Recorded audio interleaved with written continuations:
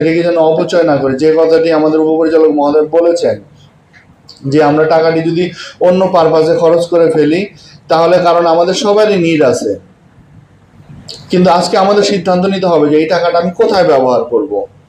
আমি কি এই টাকাটা ব্রিড করব, মানে এই টাকাটা কি আরো এখান থেকে কি আরো বাচ্চা দিবে টাকাগুলো, না এই টাকাগুলো আমি খেয়ে ফেলবো, এটা আমাকে সিদ্ধান্ত নিতে হবে। এই টাকাগুলোকে যদি আমি প্রোডাকশনের কাজে ইউজ করি তাহলে এটি আমার আগামী দিনের আমাদের যে সরকারের উদ্দেশ্য এবং আপনার উদ্দেশ্যগুলো পূরণ হবে।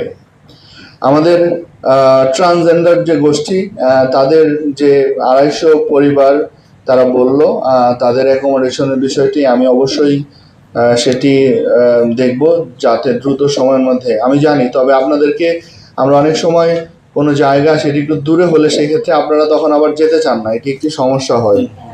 তো সেই ক্ষেত্রে কারণ হচ্ছে যে সরকারি জায়গা কিন্তু আসলে যে পরিমাণে জায়গা প্রয়োজন হবে সেই পরিমাণে জায়গা কিন্তু শহরের মাঝখানে বা খুব ভালো প্লেসে হয়তো থাকবে না, সেটি হয়তো একটু দূরে হতে পারে। সেই ক্ষেত্রে আপনারা যদি যান সেই ক্ষেত্রে আমরা চেষ্টা করতে পারি।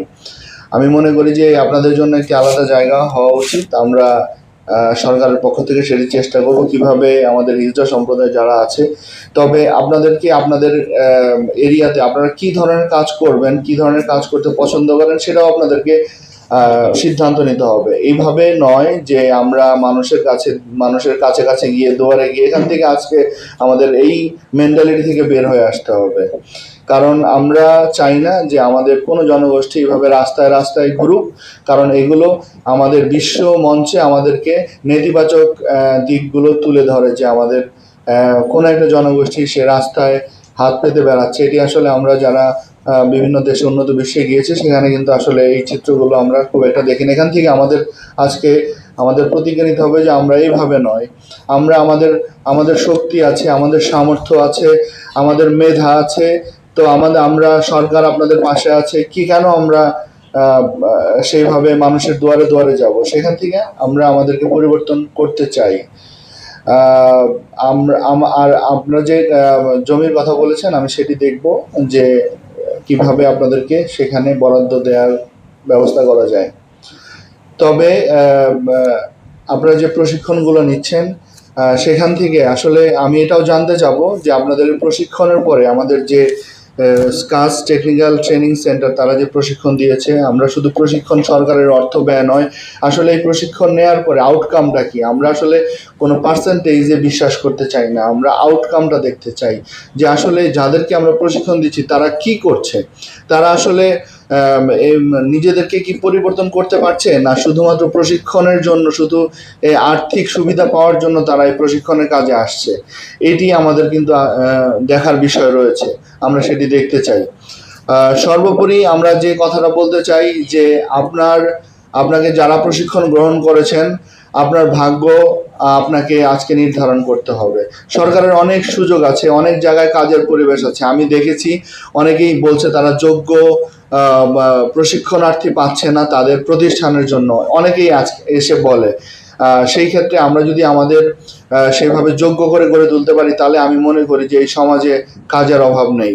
আর পৃথিবী এখন হচ্ছে আমরা খুবই কিন্তু ইন্টারকানেক্টেড, মানে পৃথিবীর সাথে পৃথিবী পরিবর্তন হচ্ছে, কারণ আমার ডিস্টেন্সটা বাড়তে থাকবে, কারণ সে যাচ্ছে পশ্চিম দিকে আপনি যাচ্ছেন পূর্ব দিকে, তাহলে তো হবে না, আপনাকেও সেই একই দিকে যেতে হবে। সেই দিকে যাওয়ার জন্য যা যা করণীয় সেটি এখানে উইশ লিস্টের কথা বলা আছে, যে সেই ক্ষেত্রে আমি বলবো যে আমরা অবশ্যই উইশ লিস্ট দেখবো, তার পাশাপাশি এটিও যেন আমরা দেখি আসলে সে যে প্রশিক্ষণটা নিচ্ছে সেই প্রশিক্ষণের এই চট্টগ্রামের পারপাজে তার যৌক্তিকতা কি, তার এখানে স্কোপ আছে কিনা। যদি স্কোপ না থাকে তাহলে মনে হয় যে সমাজসেবা থেকে তাদেরও একটা মতামত থাকতে পারে, একটা পরামর্শ থাকতে পারে যে না আপনি চয়েস করেন এই ধরনের, কারণ আপনার এরিয়ার জন্য বা আপনার জন্য এই সেক্টরগুলো আগামী দিনে, কারণ এই ভিশনারি একটা মেন্টালিটি আমাদের থাকতে হবে যে আসলে আমি আগামী 5 বছর পরে নিজেকে কোথায় দেখতে চাই, বা আমার এই কার্যক্রমকে এই প্রশিক্ষণকে আমি কোথায় নিতে চাই, এই ভিশনারি একটা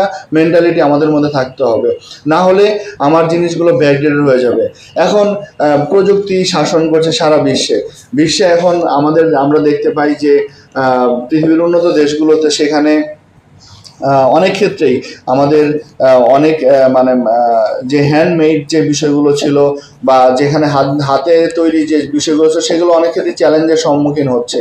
সেই ক্ষেত্রে আমরা যদি আমাদের এই কাজগুলোকে ধরে রাখতে চাই, সেই ক্ষেত্রে আমাদের কিন্তু কোয়ালিটিটা অনেক বেশি আরো বেশি আপগ্রেড করতে হবে, উন্নত করতে হবে, না হলে ওই প্রযুক্তির সাথে কিন্তু আমরা পেরে উঠবো না। তাই আজকে যারা আপনারা এই হাতের কাজ নিয়ে যে প্রশিক্ষণগুলো নিয়েছেন, সেই ক্ষেত্রে এগুলোর উৎকর্ষতা আরো বেশি বাড়াতে হবে। সেইখানে বাড়ানোর জন্য আপনি আজকে জানেন যে সোশ্যাল মিডিয়া, আমাদের গ্লোবাল মিডিয়া, সেগুলো আপনার হাতের মুঠোয়। আপনি চাইলেই ইন্টারনেটের মাধ্যমে আরো বেশি এই যে কোনো সেক্টরে আরো বেশি আপনাকে দক্ষ করে গড়ে তুলতে পারবেন, আর জানতে পারবেন, জানার ইচ্ছা থাকলে জানতে পারবেন। তো আমরা বিশ্বাস করি যে আমরা যে কাজটি, যে প্রশিক্ষণগুলো নিয়েছি সেগুলো একটা বেসিক আমাদের ধরে নিতে হবে, কিন্তু এটি আপনার ফাইনাল নয়, এটি আপনার ডেস্টিনেশন নয়। আপনি যেটা নিয়েছেন সেটা আপনার বেসিক, আপনার ডেস্টিনেশন হবে যে আপনার গ্লোবাল মার্কেটে আসলে কি চাচ্ছে, সেটা আপনার ডেস্টিনেশন হবে। সেইভাবে এই জিনিসগুলোকে প্রিপেয়ার করতে হবে, নিজেকে সেইভাবে প্রিপেয়ার করতে হবে। আপনি যদি সেভাবে নিজেকে প্রিপেয়ার করতে না পারেন, তাহলে আপনি এই মার্কেটে, এই যে বর্তমান বাস্তবতায় আসলে টিকে থাকা খুবই কষ্টকর। কারণ আপনাকে হয়তো একবার ট্রেনিং দেওয়া হবে বা দুইবার ট্রেনিং দেওয়া হবে, এর পরবর্তীতে আরো অন্য বিষয়গুলো চলে আসবে, সেই ক্ষেত্রে হয়তো আপনি তখন পিছিয়ে পড়বেন। তাই আমরা যারা আজকে প্রশিক্ষণ গ্রহণ করেছি, তারা কিভাবে এই প্রশিক্ষণের মাধ্যমে নিজেকে আরো বেশি দক্ষ করে গড়ে তুলবো। আর আমাদের সমাজের সংগঠনগুলো যারা আছেন তাদেরকে বলবো যে আপনাদের কথা শুনলাম, আসলে আরো বেশি ভাইব্রেন্ট আমরা রোল প্লে করতে চাই। আমরা সমাজের পরিবর্তন ঘটাতে চাই, আমরা মানুষের মধ্যে নৈতিকতা, মূল্যবোধ, এই বিষয়গুলো নিয়ে কাজ করতে চাই, এই বিষয়গুলোর কথা বলতে চাই।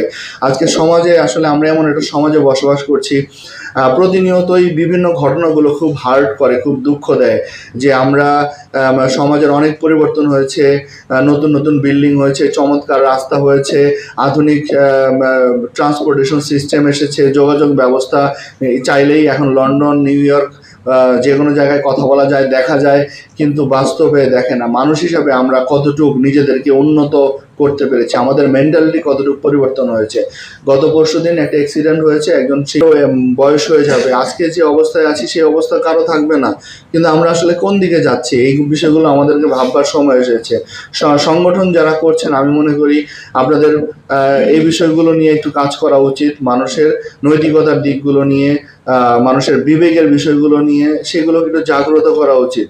আজকে সময় এসেছে, আসলে আমাদের দেয়ালে একদম পিঠ থেকে গিয়েছে। আমরা বিবেকহীন হিসাবে একটা সোসাইটিকে দেখতে পাচ্ছি। এখান থেকে আমাদেরকে বের করে নিয়ে আসতে হবে, না হলে আগামী দিনে কিন্তু আমাদের সবাইকে এই পেইনটা নিতে হবে। এবং এটি খুবই দুঃখজনক হবে যে আজকে বাবা লাইভে এসে বলতেছে আমার লাশ যেন কেউ না ধরে। এই যে একটা সিনারি প্রতি মুহূর্তে আসলে আমাদেরকে খুব হার্ট করে। আমরা কি ধরনের সমাজে বেড়ে উঠছি, অথচ আমরা নিজেদেরকে আধুনিক ভাবি, আমরা নিজেদেরকে কত বেশি শিক্ষিত ভাবি, কত বেশি ডিগ্রিধারী ভাবি। কিন্তু আসলে আমরা এত ডিগ্রি দিয়ে, এত শিক্ষা দিয়ে কি লাভ হবে যদি মা মারা যাওয়ার পরে তার সন্তানটি 7 দিনের খবর না নেয় তার লাশের? সেই ডিগ্রির কি মূল্য আছে? আমি এটি ফিল করি। পরও আমরা কিভাবে একটি সুন্দর সমাজ তৈরি করব, এটি আমাদের সবার প্রত্যয় হওয়া উচিত। এবং আমরা আসলে আমাদের এই দেশকে নিয়ে, আমাদের এই সমাজকে নিয়ে এগিয়ে যেতে চাই। আমরা সবার অসহায় মানুষগুলোর পাশে দাঁড়াতে চাই, যেভাবে সরকার দাঁড়িয়েছে আমরাও দাঁড়াতে চাই। আর পাশাপাশি আমরা সমাজের থেকে সব ধরনের অপরাধ, আমাদের আজকে চারদিকে মাদকে ছেয়ে গিয়েছে, আমরা যেন মাদক মুক্ত একটা সমাজ করতে পারি, মাদককে যেন আমরা ঘৃণা করতে পারি। কারণ এই মাদক যখন আমি গ্রহণ করি, তখন আমার মাথায় আসলে কোনো সেন্স আর কাজ করে না, আমি সেন্সলেস হয়ে পড়ি, আমার বিবেক কাজ করে না। তো আমাদের মানুষ তখন মানুষের সবচেয়ে, কারণ আপনার কিন্তু চিতাবাঘের মতো এত ক্ষিপ্রতা নাই বা সিংহের মতো শক্তি নাই, কিন্তু আছে কি একটা জিনিস, সেটা হচ্ছে বিবেক। সেই বিবেক যদি কাজ না করে, তাহলে আসলে আপনি এবং পশুর মধ্যে কোনো পার্থক্য আর থাকে না।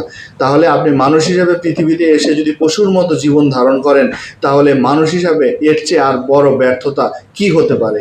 তা আমরা সবাই মিলে আসুন একটা সুন্দর মানুষ হই, আর সুন্দর মানুষ হলেই সুন্দর সমাজ তৈরি করা সম্ভব।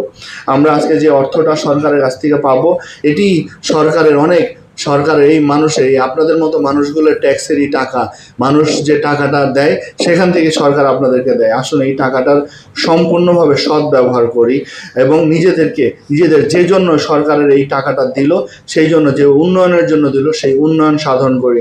আজকে 20 বছর কাজ করে যাচ্ছে এবং আগামী দিনে তাদের কাজের পরিব্যাপ্তি আরও অনেক বৃদ্ধি পাবে সেটি মনে হচ্ছে, এবং সেই ক্ষেত্রে আমি তাদেরকে অনুরোধ করব আরও বেশি যোগ্য এবং দক্ষ, এবং বিশেষ করে সরকারের এই আর্থিক প্রকল্পগুলো বা প্রশিক্ষণ প্রকল্পগুলো আরও বেশি আধুনিক এবং মানসম্মত এবং যুগোপযোগী যেন হয়, সেই প্রত্যাশা রেখে আবারও আমাকে আমার কথা শোনার দীর্ঘ সময় আপনার কথা শুনেছেন, এই জন্য সবার প্রতি ধন্যবাদ এবং কৃতজ্ঞতা জানিয়ে আমার বক্তব্য শেষ করছি। সবাই ভালো থাকবেন, সুস্থ থাকবেন, সকলকে ধন্যবাদ।